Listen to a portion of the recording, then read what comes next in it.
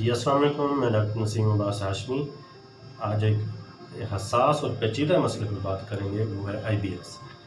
آئی B S abbreviation ہے irritable bowl syndrome.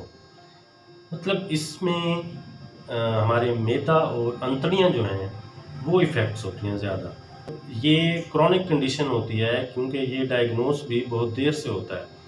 شروع میں یہ ہوتا ہے کہ پیشنٹ جو ہیں یا ڈاکٹرز ان کو میدے اور گیس کی دوائیاں دیتے رہتے ہیں، جو کافی عرصہ چلنے کے بعد جب پتہ چلتا ہے کہ ان کو ریلیف نہیں مل رہا تو پھر غور کرنے سے پتہ چلتا ہے کہ یہ آئی بی ایس ہے۔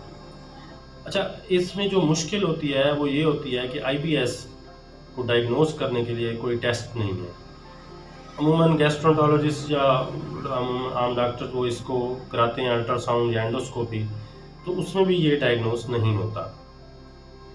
تو یہ ڈائگنوز ہوتا ہے پیشنٹ سے بات کرنے سے، اس کی ہسٹری لینے سے، کمپلیٹ ہسٹری اس کی لینے کے بعد پتہ چلتا ہے کہ یہ اس کو آئی بی ایس ہے۔ تب تک یہ بہت کرونک ہو چکا ہوتا ہے، بہت ٹائم ہو چکا ہوتا ہے، بعض لوگوں کو 5 سال 10 سال ہو چکے ہوتے ہیں اس کنڈیشن میں رہتے ہیں۔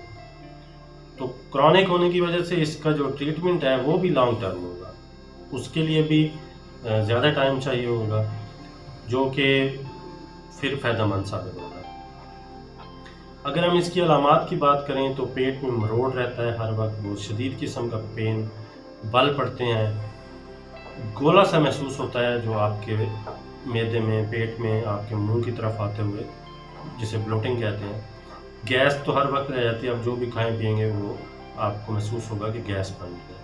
اچھا، ایک متضاد علامتیں بھی اس کے اندر پائی جاتی ہیں آئی بی ایس میں، یا تو مریض کو موشن لگے رہیں گے یا اس کو قبض ہوگی، دونوں کنڈیشن اس میں ہو سکتی ہیں۔ اچھا، بعض لوگوں میں پخانے کے ساتھ اسٹول میں میوکس آتا ہے، ایک لیس دار مادہ، اور کچھ پیشنٹس ہوتے ہیں جن میں بلڈ بھی دیکھا جاتا ہے۔ متلی رہنا یا الٹیاں رہنا، جسم میں تھکاوٹ اور کمزوری ہوتے جانا، یعنی بندہ کھاتا پیتا بھی ٹھیک ہے پھر بھی اس کے بعد وہ کمزور رہتا ہے کیونکہ وہ ہمارا ڈائجسشن صحیح طرح سے نہیں ہو رہا ہے۔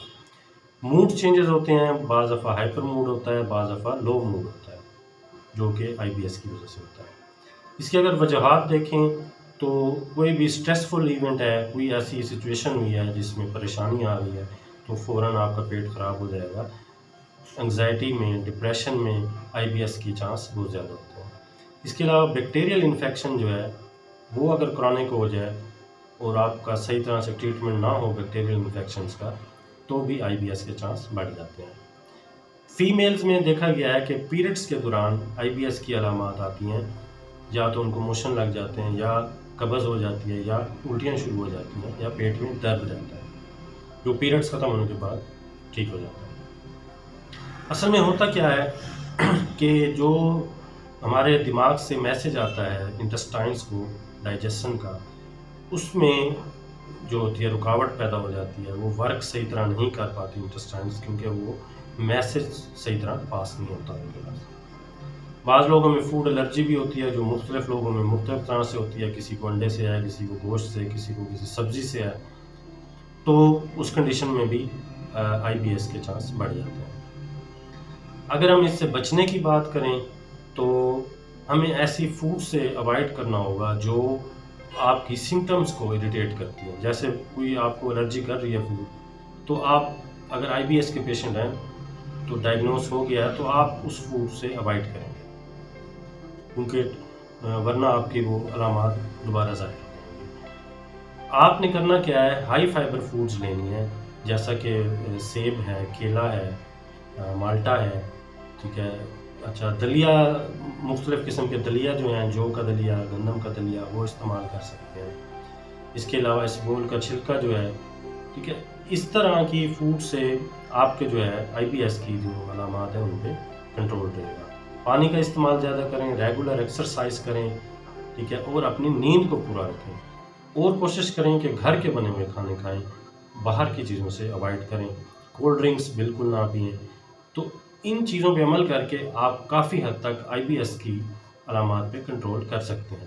اگر ہم اس میں ٹریٹمنٹ کی بات کریں تو ہومیوپیتھک ٹریٹمنٹ جو ہے وہ بہت ہی بیسٹ ہے اس کے لیے، کیونکہ اس پہ کوئی سائیڈ ایفیکٹس نہیں ہیں، اور ڈائجیشن کے لیے تو بہت اچھی میڈیسن ہیں، لیکن وہ آپ نے سیلف میڈیکیشن نہیں کرنی، اپنے ہومیو کنسلٹنٹ سے رابطہ کر کے، ٹھیک ہے، یا ان سے دوائی لے سکتے ہیں۔ چند ادویات کے نام میں لوں گا، ناکسومیکا ہے، پلساٹیلا ہے، ڈائسکوریا، مارکسال، اینٹمپرو، کالوسنٹ، اور بھی بہت سی ادویات ہیں جو آپ اپنے ہومیو کنسلٹنٹ سے مشورہ کر کے لے سکتے ہیں۔